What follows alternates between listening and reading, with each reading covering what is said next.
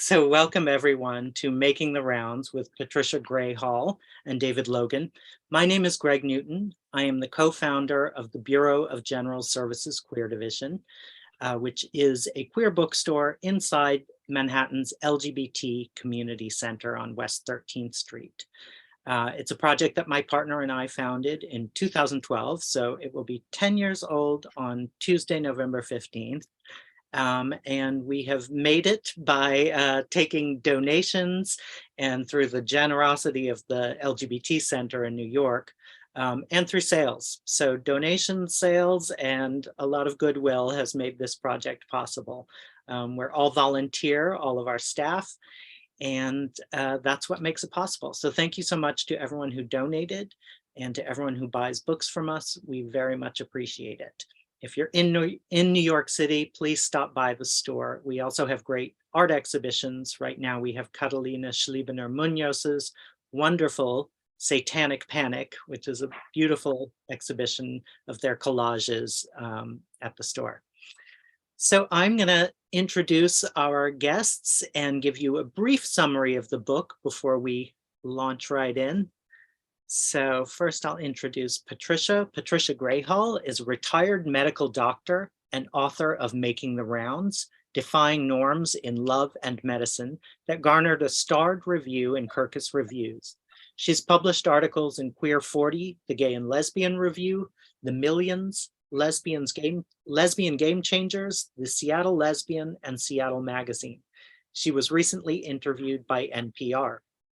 Patricia lives with the love of her life on an island in the Pacific Northwest where she enjoys other people's dogs, the noisy jostling of seals on the dock, the playfulness of otters, and the occasional sighting of an orca or black bear. Oh, I want to come visit Patricia. David Logan grew up in Cheyenne, Wyoming, and graduated from Harvard College in 1970. He then returned to the West to attend medical school at the University of Utah, where he met Patricia. This began a close and loving friendship that has lasted over 50 years.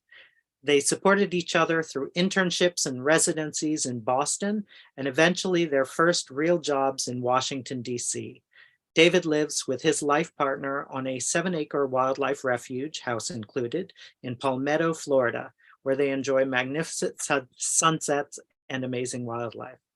I think I'm coming to visit you both. Sounds great. Yeah. So I'll just read a brief summary of the book and then hand it over to Patricia. So defying expectations of a woman growing up in Arizona in the 1960s, Patricia Grayhall fled Phoenix at 19 for the vibrant streets of San Francisco, determined to finally come out as a lesbian after years of trying to be a normal girl. Her dream of becoming a physician drew her back to college and then on to medical school in conservative Salt Lake City. Though Patricia enjoyed a supportive friendship with a male colleague, she longed for an equal loving relationship with a woman. But her graduate medical training in Boston, with its emotional demands, long hours, lack of sleep, and social isolation, compounded by the freewheeling sexual revolution of the 1970s, made finding that special relationship difficult. Often disappointed but never defeated, Patricia, armed with wit and determination, battled on against sexism in her male-dominated profession and against discrimination in a still largely homophobic nation, plunging herself into a life that was never boring and certainly never without passion. A chronicle of coming of age during second wave feminism and striving to have both love and career as a gay medical doctor, Making the Rounds is a well-paced and deeply humanizing memoir of what it means to seek belonging and love and to find them in the most surprising ways. And I'm going to put a link so you can purchase the book from the Bureau at our online store if you like. We also have copies at our physical store. But please now give a warm and visible welcome to both Patricia and David. Well, hello, Patricia. It's very nice to see you today and to talk with you about your just marvelous memoir. You know, you're looking as beautiful as ever. And I thought maybe to kick things off, you might read us a brief little portion of your memoir. Sure. And it's nice to see you too, David, after, not having seen you for 3 hours. Anyway, this is from the summer of 1976. David and I traveled by train to New York for the Gay Pride Parade. It had been 7 years since Stonewall. That day, we waved jauntily to a busloads of tourists from Kansas who were hanging out the windows and snapping pictures of us in our rainbow t-shirts and tiaras. The mood was upbeat and joyous, the attire outrageous and colorful. David and I were marching in front of a float full of drag queens in reflective mirrored sequins, huge speakers blaring Donna Summer's "Love to Love You, Baby." We were swept up in the moment, singing along and laughing, gay and proud, our arms around each other's shoulders. Among the crowd, I saw smiling faces, people of all ages waving rainbow flags and giving us the thumbs up. Then David squeezed my shoulder. "Oh God, Petrushka, they're filming us for the TV news." I flinched, remembering we had to hide our sexual orientation from our employers. The year of the Stonewall uprising was the same year I came out of the closet as a lesbian in San Francisco. Then I had to hide in the closet in medical school in Salt Lake City, and again during my difficult internship. It had been challenging being in the minority as a woman, let alone as a lesbian, in the medical field.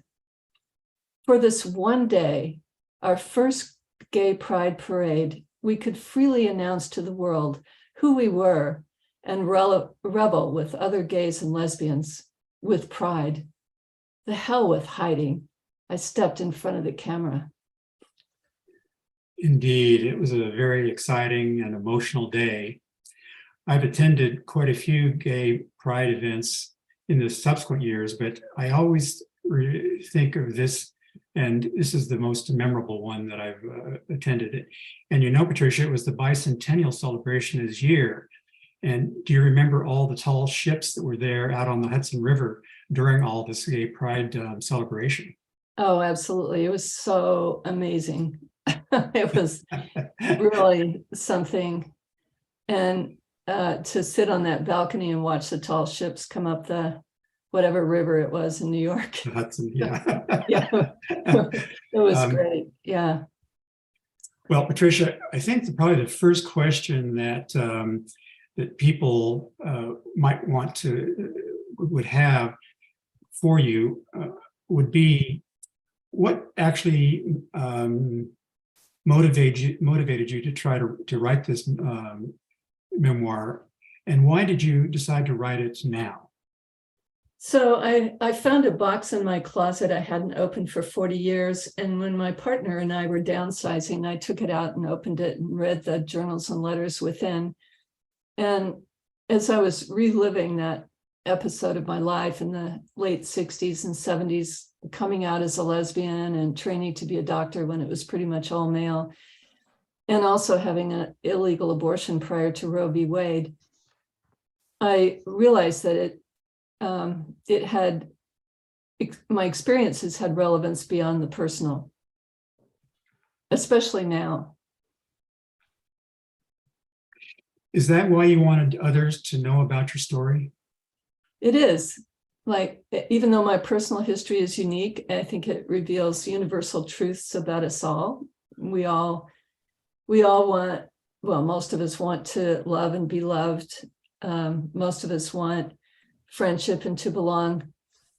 And most of us want to have meaningful work. But when the society tells you that who you love and who you are is wrong, or you can't follow your dreams because you're the wrong sex or wrong color or whatever, life can be quite challenging. And I think when you try to change who you are and who you love and give up your dreams in order to belong, you do yourself irreparable harm. And I also believe that telling our personal stories is particularly important for women and queer people. because throughout history, lesbians have written their diaries in code. We burned our letters to each other. After death, our families have destroyed our materials to hide our homosexuality. And lesbians have actually overcome multiple systems of oppression over the years to lead amazing lives. And we've challenged oppressive paradigms, and we've managed to thrive despite little support from mainstream society. So both as women and as queer people, I felt it was important to document our lives and tell our stories so they're not lost to time. We need to become part of a more complete history of our shared humanity rather than hiding in the underground of our otherness. This is true, but why did you decide to wait so many decades before you wrote your book? So when I was living my life, it just appeared like a series of random and chaotic events. And of course, it was difficult to see how the culture was affecting my personal choices. So it was only in the writing that I appreciated how the messages the culture was giving me about women's role in society, the objectification of women, and the really pervasive homophobia, how that affected my attitudes and behavior. And now for women, equal access to education and the right to choose whether or not to bear a child has been taken for granted for decades. And this is true also more recently for same-sex marriage. But recent political events, such as the overturning of Roe, remind us that these gains are fragile, and women and queer people and those who love them need to understand what's at stake. And a quote that I like to use is Brene Brown's,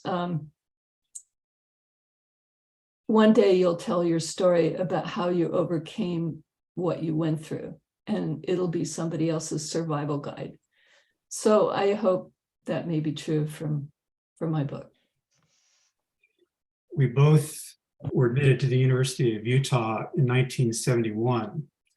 And I wondered if you might just discuss a little bit about how it felt to be one of only 5 women in our class of 100.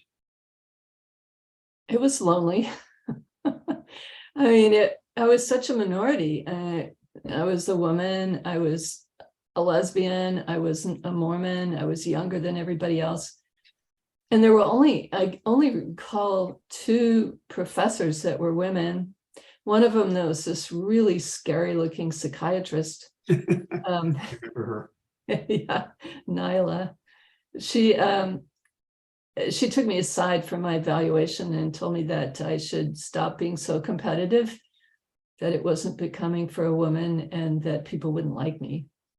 And even some of the nurses were not very supportive of a woman training to be a doctor. But did our friendship, open your eyes as to the struggles that women had entering male-dominated professions? Very definitely so.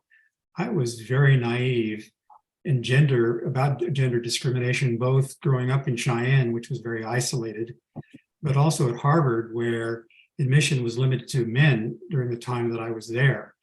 Harvard College didn't admit women until the late 1970s. So when I arrived in Salt Lake City for medical school in 1971, I guess I didn't really sort of think about why there were only 5 women there. I'm sure I just assumed that it was because so few women decided to apply for medical school. But I think you helped me open my eyes to see some of the obstacles that women were facing. And you would point out some of the snide comments and condescending remarks that some nurses, some senior and junior residents above us, and even some faculty that they would make in our presence. And I think you handled all of that just extremely well. And your main way of approaching it and handling it, I believe, was you were determined to super excel and to try to absolutely do a great job in your work and training. And I remember I was never so more proud of you than when we took our certifying examination that all medical students have to take in order to become physicians. And you scored one of the highest scores in the entire country. And I think it was a testament to your commitment to show that you were qualified and you were going to be a superb physician, despite all of the innuendo and comments that there were often made your way. Well, it certainly helped to have you as my ally. Really, I mean, I don't know what I would have done without you during those years. To have, to be able to bounce things off of and, really have my back. So, well, I was going to just ask you, in the first year of medical school, you roomed with another woman classmate, and I wanted to know why you asked me to become your roommate when I certainly had not been out of the closet at that point in time. yeah, it was a bit of a risk, but I was pretty desperate.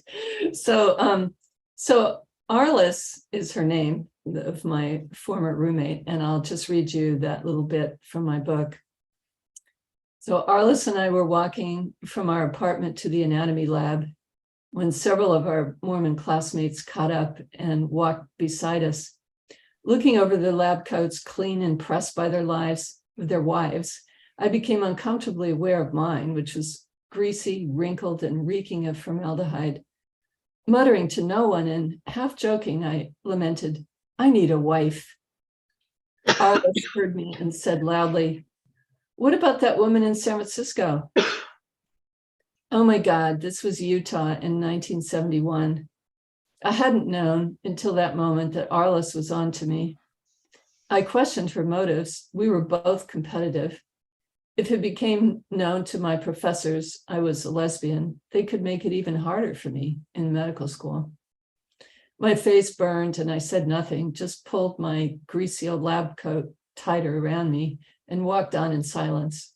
I detected a faint smirk on Arliss's face.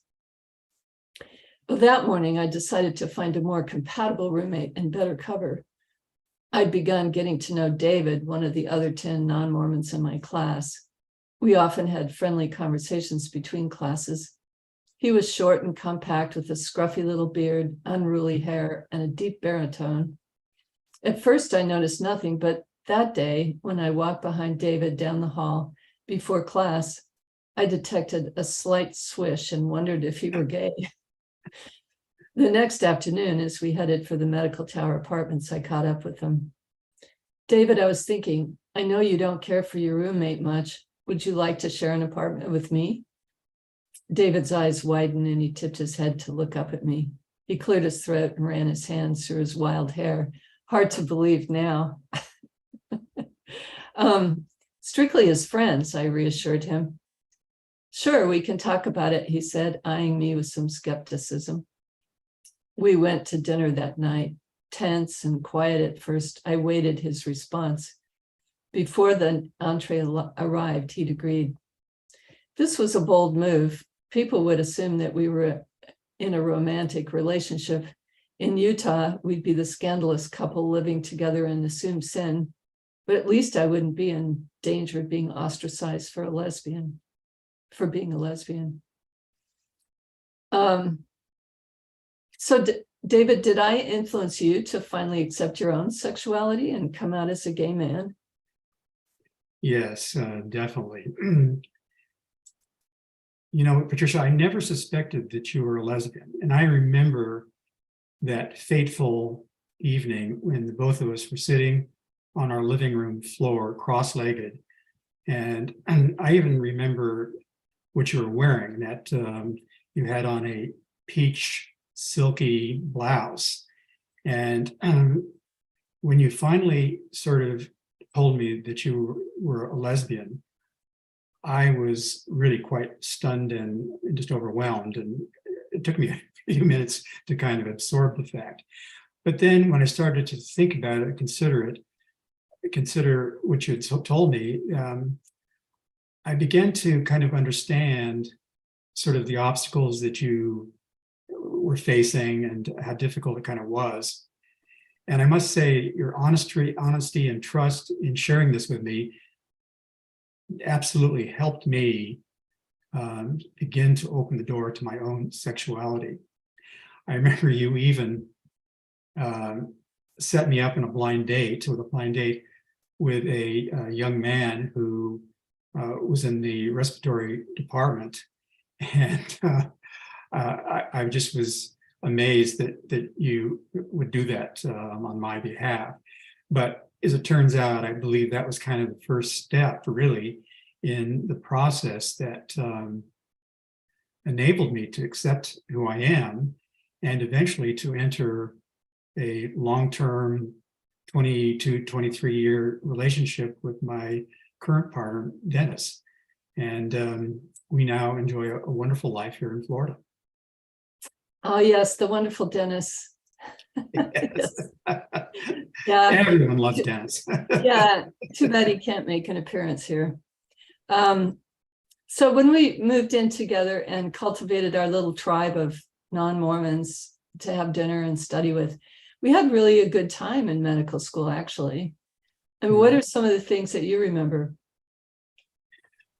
Well, I have a lot of wonderful memories. I remember that we would take hikes up in the beautiful Wasatch Mountains just outside of Salt Lake City, and that's kind of where some of the ski resorts are. And besides just the great beauty, we discovered this wonderful little restaurant hidden away up there on one of the mountain roads called Log Haven.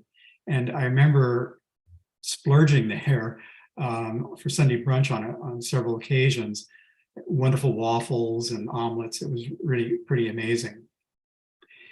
And then I remember that we took this trip to Zion and ended up hiking in this very narrow, deep ravine, or kind of a canyon, but it had water running through it like a small creek. And I remember that we were walking upstream in this canyon, and later on sort of appreciating how stupid and silly we were. Actually, it wasn't a small creek. We were up to our waists in this river. And it was so, I mean, we were book smart, but we were so outdoor nature stupid. Because even though it wasn't raining there, the water, if it were raining in the mountains nearby, it would create this water drain. It would drain off into this kind of ravine, and we've been washed away, which would not have been a pretty picture, I'm sure. But anyway, that was certainly one vivid memory. But I think also, I remember that we had a number of trips down to Phoenix to visit your family. And do you remember we went to the zoo in Phoenix, and it was in the summer, and the temperature was like 120, 125 degrees. And I remember it felt like it, but yeah. It felt like it. Yeah. But I remember we just had to scurry from covered pavilion to another covered pavilion to stay out of the heat. And we also saw there this it's the world's largest rodent, a capybara. And we both thought it was so adorable and cute that it almost kind of became our mascot, because if you recall, in Salt Lake City, I think we even saw one at the zoo there. It may have been And whenever we went to a zoo, I think later on, we always went out of our way to see if there was a capybara there. Yeah. But I do remember that I became kind of a part of your family down in Yeah, you were the son-in-law that my mother always had hoped for. And your mother and I became really bosom buddies, really. I mean, I almost felt that she was kind of like a second mother to me. And years later, Dennis and I visited you to celebrate your mother's 90th birthday. And it was pretty incredible because your mother went around at the dinner and focused her attention on everyone that was present there. And she gave either a little anecdote, a memory, or mentioned some kind of quality that was quite special. So I just was very moved that she had this just a sense of an ability to sort of to be so loving and considerate and thoughtful. Mm-hmm. Both of our families they joined forces and hosted a graduation dinner in our honor. And this was another amazing memory that I think we both have. And they selected this restaurant called Quail Run, where there were wild pheasants running around the restaurant. And we were in a private room with this huge picture window that sort of overlooked the Wasatch Mountains. And I just remember that was quite special. And I think that sort of helped my family, my parents, they adored you. And I remember that when I would visit them in years to come, they always asked about you because you were such a special person that they were attracted to and loved as well. So those are some of the memories. That's great. Yeah, I have so many lovely memories of that time as well. You know, it just, in many ways, it was a wonderful place to go to medical school, amazingly. It was, and it was a great medical school. Yeah, it was. And I think it prepared us well. So one of the memories that I have, it's not quite as pleasant as the ones you described, but we had to do a research project together, and I'll just read a little excerpt from my book. So our lives continued to intersect in the third year. The chief of medicine handpicked us both for the intro medicine honors program. A requirement was that we engage in a research project. David and I chose one together.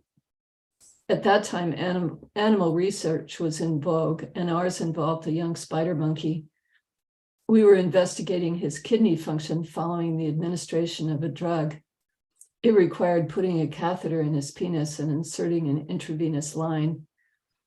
"You do it," David said, wrinkling his nose and closing his eyes, being the weenie that you were. My hands shook, and it took too long for me to slip the catheter into him. The monkey squirmed and whimpered, and I grimaced, feeling his pain and terror. By the time we finished putting in the IV, holding him down and trying to ignore his cries, I was in tears. "I'm never going to hurt an animal again in the name of science," I said. I told, and your face also revealed distress. Not all men were indifferent to the suffering of animals.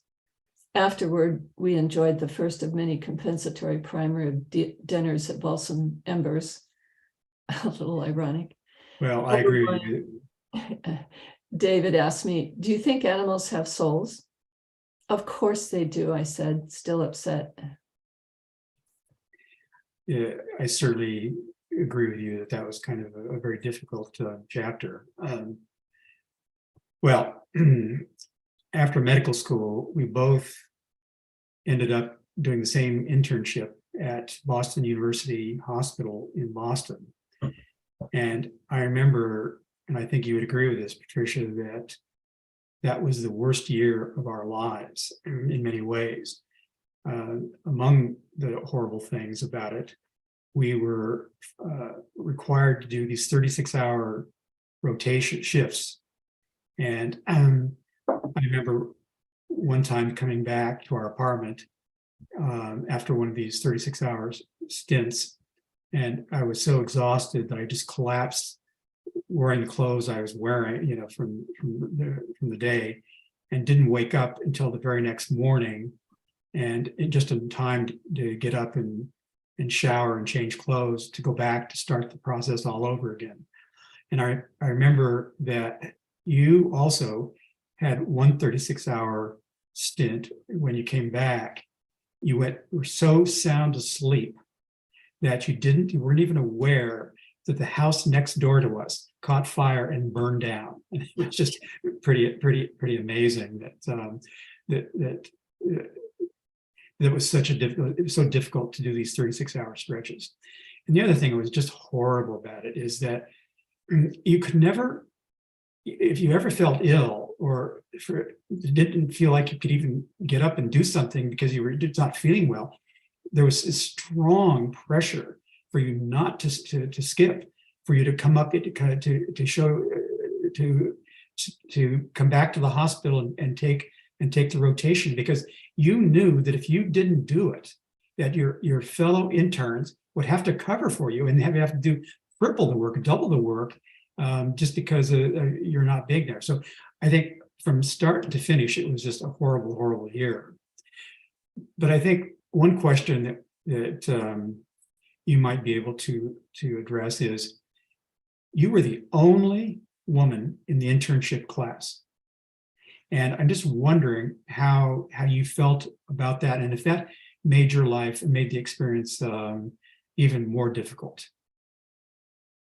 Well, it was difficult for all of us, for sure. I just remember scrambling around.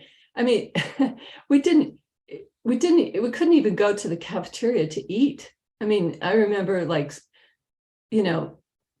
taking food off of discarded patient trays. Yes. And, eating it at the desk while trying to write chart notes, because we wrote them by hand in those days. When we had a chance to go and sleep, when things were a little quiet, invariably the phones would ring, and when you'd be in a sound sleep, and you'd be asked to respond to these questions and emergent situations when you're hardly not even awake. Your brain is still trying to wake up, and hear someone is talking rapidly about what's going on with a patient. I mean, it was just awful.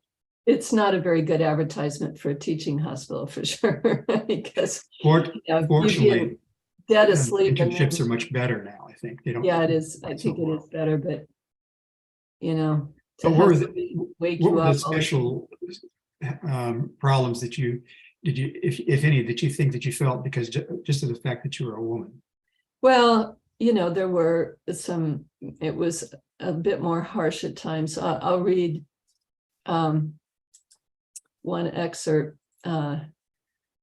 from that era. So to give a little background, I was on call as an intern, and a nurse in the ICU had been harassing me all night long to extubate a patient who was repeatedly setting off the alarm on his ventilator. And I knew it was medically inadvisable, but she paged me every few minutes most of the night, demanding that I do it. So I was on the floor below the ICU, putting a catheter in a male patient's penis. The hospital staff required interns to do this because they assumed interns were all male. When the ICU paged me again, I couldn't ignore the page. It could involve a different patient or problem. I stopped mid-procedure and picked up the nearest phone. Dr. Grayhall, it was her again. You're getting no sleep until you extubate Mr. Scott. The muscles in my neck were tight and aching, my head pounding. Did she just get off on harassing interns while we were low in the hierarchy? Or was this because she truly believed her patient was suffering with the tube down his throat and he needed to try breathing on his own? No way, I slammed down the phone. This tug of war continued until 7:30 a.m. when the nurses switched shifts. But I noticed she didn't leave. Was she doing a double? Or was she there to heckle me now in my 26th hour at the hospital with at least 8 more to go? When the attending doctor arrived for rounds, we both gave an update. Mr. Scott was fighting the respirator, she explained, trying to breathe on his own, but Dr. Grayhall refused to extubate him. She smirked at me from the other side of the patient's bed. I shuffled my feet and stared at the floor, my stomach roiling from no breakfast, preparing to defend my decision. The attending doctor looked at her and then at me. "That's okay," he said. "Dr. Grayhall's decision to wait till morning was correct. We'll extubate him together after rounds if his blood gases are okay." He bent over the patient with his stethoscope in his ears to listen to Mr. Scott's chest. The others were all looking at Mr. Scott, except for the blonde nurse, who watched me with hostility. Vindicated, I smiled at her. Her eyes shot daggers at me. Sometimes that year, I felt like a child throwing a tantrum, kicking and screaming on the floor, unable to express the fear, hurt, and rage in words. The rage would haunt me for years, erupting at seemingly minor provocation. But despite it all, I was learning to trust myself as a doctor and not let the hostile work environment undermine my confidence. 8 hours later, when I changed out of my scrubs in the on-call room, I leaned against the wall for a moment, too tired to feel angry, tears welling up. I don't know if I can survive this, I thought, before I jammed my scrubs into the bin. But as the only woman intern, I couldn't let anyone see me cry. But somehow, we both survived, and neither one of us were out to the medical staff at that time. But you had your own problems toward the end when you caught hepatitis from one of your patients and nearly died. My chief resident at the time tried to get me kicked out of my internship because I signed out my patients to another intern and went to be with you at the hospital. I had only 3 days left in my internship. It was certainly a scary time for me because when I was rushed to Beth Israel Hospital, it sounded like almost a death sentence because my coagulation factors had dropped enormously and I was at high risk for a major bleed. But unfortunately, I recovered without any sequelae, so that was great. Patricia, much of your book is devoted to your relationships with women and trying to figure out what you wanted. A few of your readers, I think, were a little disappointed that you focused so much of your attention to your romantic side and not quite so much to your professional and training side. And I'm wondering if you might comment on that. Yeah, this was Boston in the mid-70s. It was the sexual revolution. It was the second wave feminism. And my exposure to the women's movement in Boston at that time taught me that that female eroticism was cause for celebration, but there really were very few role models to show how to sustain relationship beyond the initial desire. And most lesbian feminists at that time considered monogamy to be a tool of the patriarchy, and it was thought to be passé. And after my first long-term girlfriend broke my heart, I spent several years in my 20s trying to discover what I wanted in a love relationship. And at times I was polyamorous and hurting myself and others before I realized it wasn't for me. Why don't you read a little period from your memoir? Read an excerpt from that era. Right. So I had just had an unexpected romantic encounter with Jillian, a straight colleague at the Harvard School of Public Health, and I was on my way to New Hampshire with my live-in lover, Mary Ann, to visit an ex-lover, Cass, that I still had feelings for. And and this is kind of awkward for me to read as a happily married woman in her 70s, but remember, I was a mere 25. So once we arrived, Cass invited us to stay over for the weekend. Though I caught her looking at me from time to time, Cass interacted with casual indifference. Even if she'd once loved me, she decided I wasn't a suitable partner for her. I wondered if traces of love and lust remained. I'd never stopped loving her. Throughout dinner, Marianne acted proprietary, putting her arm around me and kissing me in front of Cass. I hadn't told her about my ongoing feelings for Cass, but I imagined she could tell. After dinner, we played Scrabble at the kitchen table. I was slow to compose a word, and there was a lull in the conversation. Marianne looked up at Cass and said, "You know, Cass, Patricia still has the hots for you." I kept my head down, staring at the board, heat rising to my face. When I glanced up at Cass, laugh lines crinkled around her eyes. She looked at the board and appeared to be trying to suppress a smile. It was true. I couldn't deny it, but Marianne blurting it out took some of the energy out of it. "I can't take Marianne anywhere. I never know what she's going to say," I said, forcing a laugh, and we carried on with the game. I got up early to have time alone with Cass. We talked in quiet voices at her kitchen table, holding mugs of steaming coffee. Still processing what had gone on with Jillian, I told Cass an abbreviated version of it.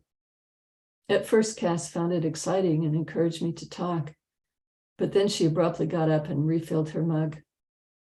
When she sat down again, she fixed me with those lovely blue-gray eyes. "Make a choice. You can't have your cake and eat it too." I held her gaze. "I'm not sure I have a choice. I don't know what Jillian wants, and I don't feel in control of the situation. What do you want?" I sat sipping my coffee, my mind churning with thoughts I couldn't share.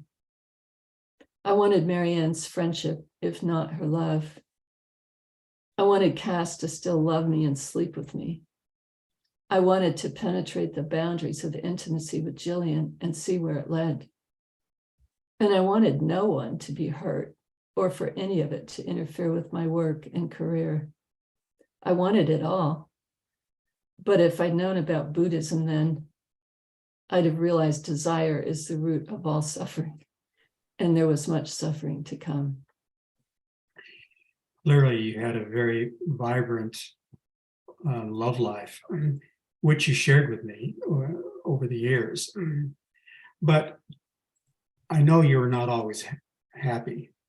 And I'm wondering if you might read the passage in your memoir where you came into my bedroom during one of the more difficult periods of your relationships. Well, this sort of reveals you as the only adult in the room. But yeah, here goes. So I sat on my bed at home, desolate and alone, wondering why I couldn't manage my personal life better. The front door opened and I heard David dump his things in the hallway. I waited for him to walk through my bedroom to the kitchen, but he just went straight to his bedroom and closed the door. He was already in his sleeping shirt when I knocked and came in. He could see I was on the verge of tears, so he patted the bed next to him and I sat down. "I've messed up my life," I sobbed. "Oh, Petrushka," he said, putting his arm around me. "Marianne was difficult for you. Such a powerful personality, an in-your-face sort of person. Still, if you were living together, you owed her your loyalty." He was right. I winced, flooded with remorse. But I didn't want to be consumed with guilt just then. I wanted comfort.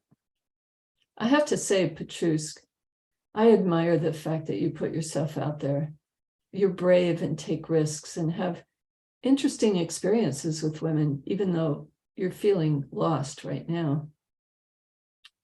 David offered the solace I was not getting from the therapist, to whom I was paying hundreds of dollars, and who challenged me to be accountable for how I hurt myself and others.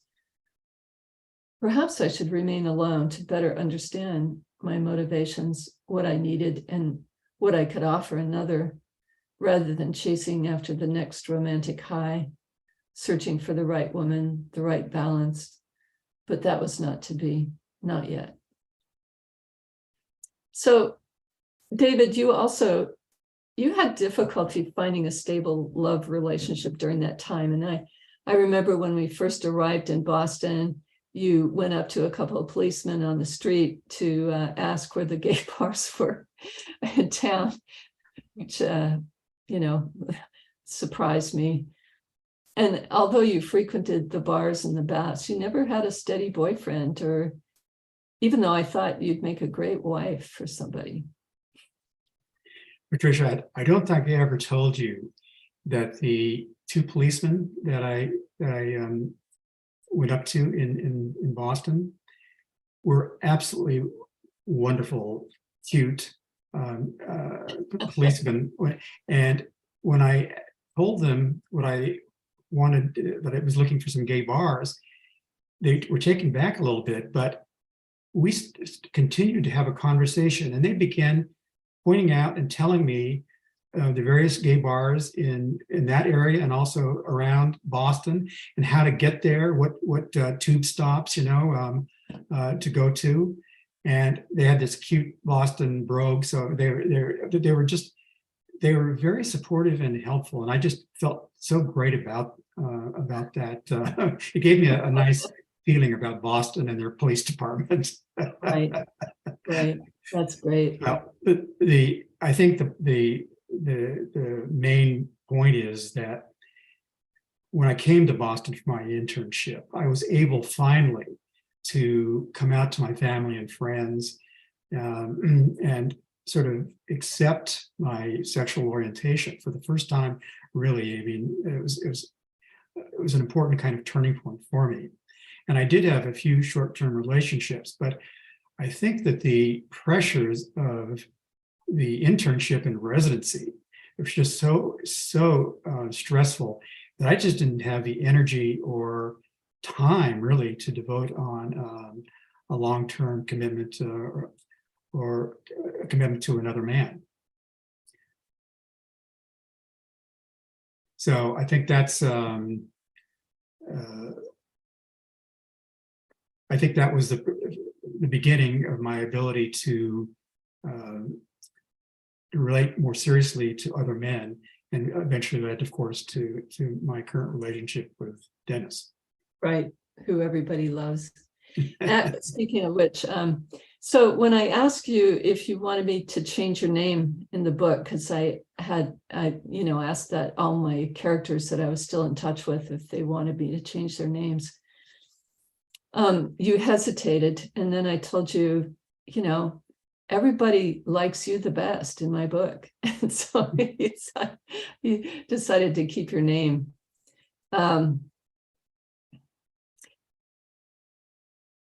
Right.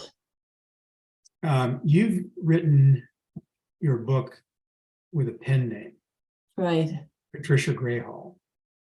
And I'm wondering if you might tell us why you decided to do that. Well, it wasn't because I wanted to hide my sexual identity, because I've been out for decades, both in my personal life and in my work. But when I started writing, I was reluctant to share my complete truth, which included some sexual explicitness, because I didn't want to offend or hurt anyone, especially some of the characters in my book. And writing under a pen name allowed me to be completely frank and honest.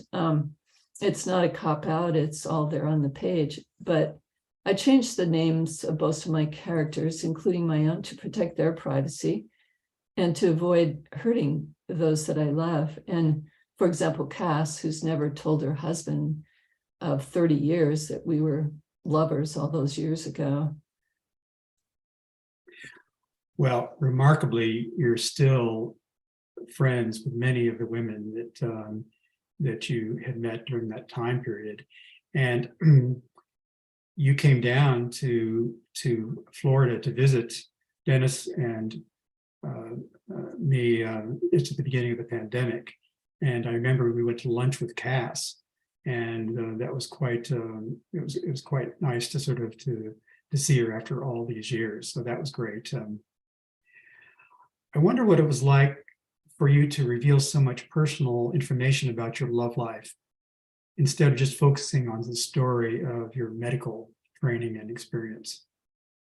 Well, I think, one of the reasons was because it was a transformative period for me personally. And I didn't want to present this picture. I mean, as doctors, we, even though, our training and our residencies took up most of our time and energy, it's important for people, I think, to know that we're not just one-dimensional characters.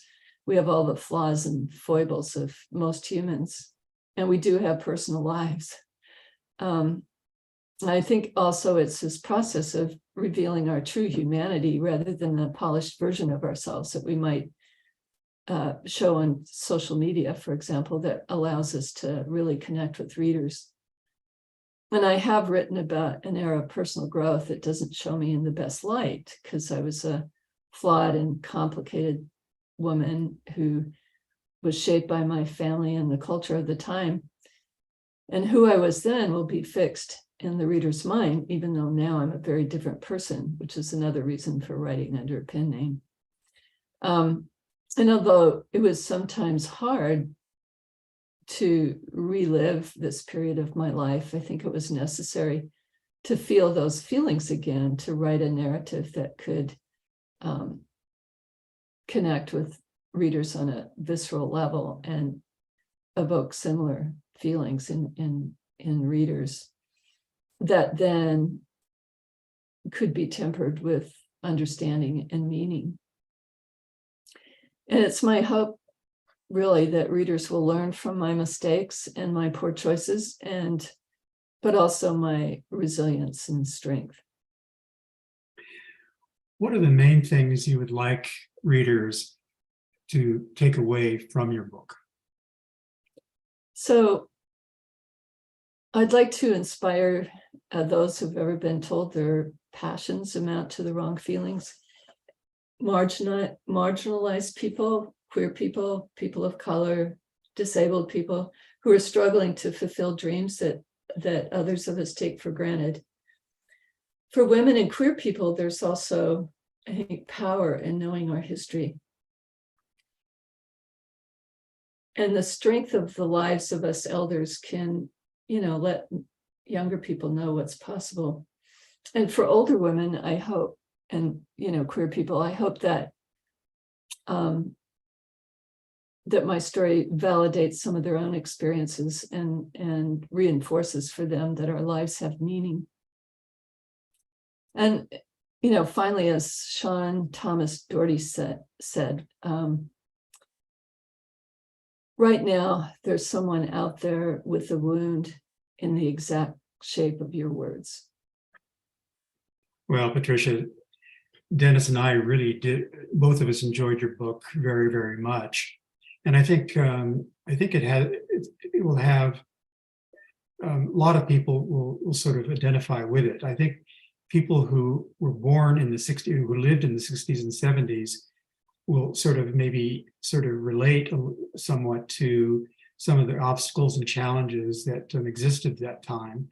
And if you were born after that, I think your memoir will sort of point out the risks that we'll have if we ever returned to a time of this kind of discrimination. We certainly have made great progress in terms of gay rights and acceptance by the general public, but we still have terrible, terrible obstacles to face. I think the recent opinion by Clarence Thomas is extremely alarming, because he's sort of indicating that some of other protections that we've come to enjoy and cherish, gay marriage, contraception, can you imagine that these things might not be rights that are protected, that will be protected under the current court? So, and also, I think it's a terrible time in terms of what's happening, certainly in Florida and I think elsewhere, where teachers are being prohibited from teaching anything that has to do with gay culture or sexual orientation. It's kind of, the code words are "don't say gay," and that I think is terrible. The banning of many books in libraries and school libraries, horrible. And even recently, where physicians and medical staff are subject to criminal penalties if they treat transgender adolescents. I think it's just so awful what the risks we currently face. And I think your memoir reminds us of all of the terrible things that could face us if we ever had to return to the era of discrimination that we faced back in the 60s and 70s. In closing, I invite anyone who would like to get some more information about events or related topics to this to please visit Patricia's website, which is patriciagrayhall.com. I think you'll find it very interesting and to explore. Thanks, David. I appreciate that bit of a rant there. And although you are preaching to the choir. So anyway, yes, and I'll just say that my book, Making the Rounds, Defying Norms in Love and Medicine, it's available in audio, print, and ebook, and available on this bookstore's website. So I think we maybe have a few minutes for questions. Don't we, Greg? Sure, that's fine. If anyone has a question, you can either unmute yourself, we're a small enough group, or if you're feeling a little shy, you can put it in the chat and I can read it aloud. But you should be able to unmute yourself if you want to ask a question. Yes, Judy. Hi, Patricia. Hi, Judy. So Patricia, now that your book is launched and you've had reviews, in hindsight, is there anything that you regret in this whole process of writing your memoir? Well, not really. The only thing I might have considered not using a pen name, but I decided that early on, and I went with it, even though my picture's all over everywhere, and I'm giving podcasts and interviews and things like that. So I can't think of anything in particular. I mean, it was a learning curve for me. This is my first book. It's I've never published anything personal before. It's a bit scary. I do worry how my friends and family will react to reading, my sex scenes from my 20s.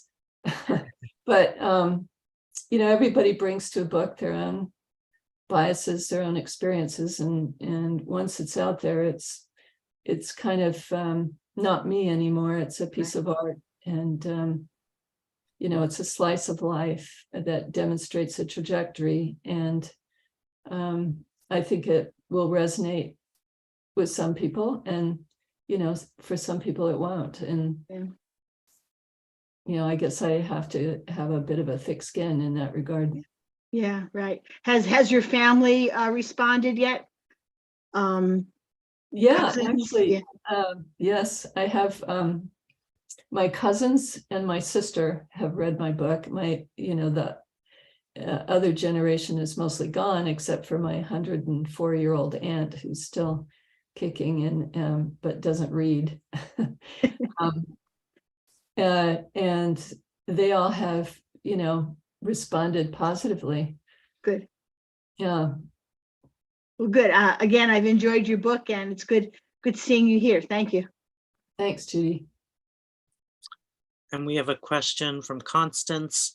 How accepting do you think the medical field is currently towards the LGBTQ world? Oh, I think it's far better now. And even when I was going to medical school, it probably was better on the coasts, in San Francisco, Los Angeles, Boston, New York. I went to medical school in Salt Lake City, so it was a little, behind culturally, very conservative area. But now I think there's a great advantage for physicians to be visible and to be out, as queer people, because especially if you're in primary care, I think that patients who are queer appreciate that, feel more comfortable. And of course, there's some things that we take for granted. We don't ask, we tend not to ask lesbians what birth control they're on, or whether or not they might be pregnant, or although, they might be, because they might be trying to have a family. But I just think that it's helpful for physicians to be out and to be open. And I was for the last, decade or two. A couple of things I might mention. I went to a dermatologist when I first moved to Florida. And when I told him I was gay, he became alarmed. And basically, in the ensuing days, his staff called and said that, told me that that they would recommend that I seek another dermatologist, which I thought was just pretty amazing. I almost filed a charge against him, but I decided I just didn't want to face that. And then the other thing that comes to mind is that Dennis, my partner, had an orthopedic surgeon who was gay. And when that came out, this was maybe 15 years ago, the hospital staff revoked his surgical credentials. In other words, he was no longer able to perform orthopedic surgical procedures just because he was gay. So I think that was pretty alarming. I think the change that has occurred in the last, really in the last decade, or that was 15 years ago. Yeah, that's true. I can't imagine that happening now. maybe in Florida. But it just seems so unlikely to occur now. But perhaps those of us who live in blue states and with progressive attitudes, perhaps just don't realize how it still is in much of the country. Right. I think things have improved for sure, and I agree with that. Do we have any other questions? Yes. I actually have a comment. I'm not gay, but I found that I responded to your book because I was sexually active in the 60s and the 70s, and it was very familiar of wandering, trying to figure out what I wanted in life and who I wanted to be with and what relationships would work and all of that. And also what impacted me was that when you told your mother, she said, I already knew. And it seems so sad that she didn't talk to you about that. It would have made such a big difference in your life, I think, in an early time, because she sounded like she was pretty accepting. Was she as accepting as she sounded in the book? Well, No, I mean, she had the fear. Yeah, She read the same books that I did, or in the 60s, about how lesbians are doomed to lead unhappy lives, that they can't hold down jobs or sustain relationships. So she had that fear for me. It's not that she judged, me from a religious standpoint or anything. It's just that she feared for my future. And so she wasn't happy about it. And she hoped that I would change. Fat chance of that.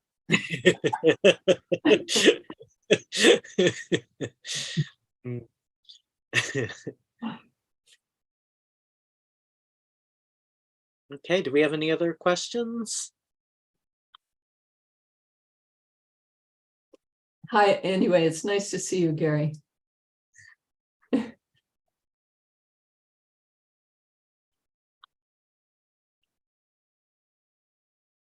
right. Well, if we don't have any other questions or comments, then I guess we'll wrap it up. And I'll say thank you so much to both Patricia and David for this discussion. I put a link in the chat if you'd like to buy the book from our online store. And if you're in New York, please stop by the Bureau. We're in the LGBT Community Center on West 13th Street. And Patricia and David, if you're ever in New York, please stop by. Absolutely. For sure. Absolutely. And this video will live on YouTube, so you can share that with your followers. Great. I'll send that to you tomorrow. Okay. Thanks so much. All right. Thank Thank you. you everyone for And joining thanks us. for Thank everyone. everyone who donated. Have a great night. Good Take night. care. Bye now.